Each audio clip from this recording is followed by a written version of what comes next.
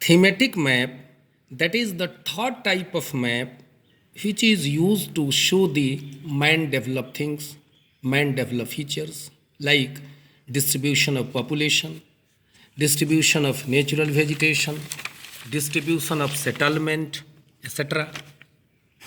Maps are useful than the globe, and it is the true representation of the earth features on the map, having the varieties of merits. But in spite of some merits, it has some difficulties, some problems also. It is useful to study only a part of the earth because it is flat, so we can show only a part of the earth. It is drawing of the earth surface on a flat surface of the paper. Maps provides more information. Maps, third significance, it provides more informations than the globe. On the globe, we can show only limited features, but map can be used for different purposes. We can show different informations. Maps have need of three essential components. What are the essential for the preparation of maps? Which type of components can be shown in maps? Those are essential to study the map. The first is the title. Each and every map should have a title. The map related to agriculture, distribution of population, physical features, drainage system, distribution of rainfall. I mean that map should have a title. Then their second point is scale. The map which is based on, drawn on the basis of a scale, that is the true map, actual map. Otherwise, a map which hasn't a scale, it is simply a drawing, simply a scale. It is not a map. Third is that direction. From earlier time, we know that map should have already a direction. In earlier times, north line was shown on the top of the map, but now to show the direction, no any type of information is given on the map. Generally, we know that map is already shown on the north. It is very easy to read, very easy to find out the location. Third is that the conventional signs.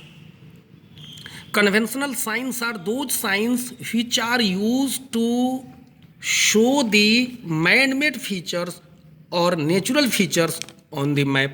Like how can we show an area of town? How can we show the settlement? How can we show the mountains? How can we show the route of a river, lake, drainage, etc., etc.? To show these all man-made features or natural features, we having some techniques, having some symbols. These symbols are used to show such features on the map. Suppose that there is a temple that is situated in a village. How can we show temple on that map?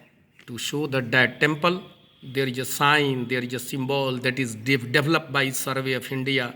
Not Survey of India, but by international organization. Ki temple can be shown by this symbol, mosque can be shown by this symbol, lakes can be shown by this symbol, river can be shown by this symbol, etc., etc. It is very easy to show anything on the map with the help of conventional signs. These are very useful. Conventional signs are very useful.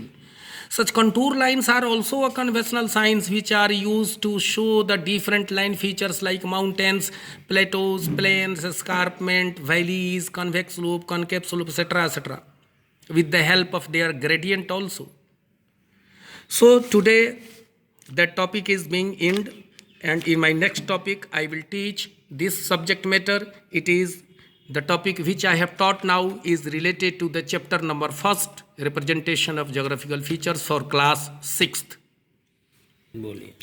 Now, just I am going to give some questions related to this topic. The first is that what is globe? What are the advantages of globe? Second one is that mention the disadvantages of globes. Demerits of globe, disadvantages of globes. क्या globe से हमें हानियाँ हैं, क्या globe हमारे लिए useful नहीं है, क्यों. Third one is that what are maps. Mention and define the types of maps.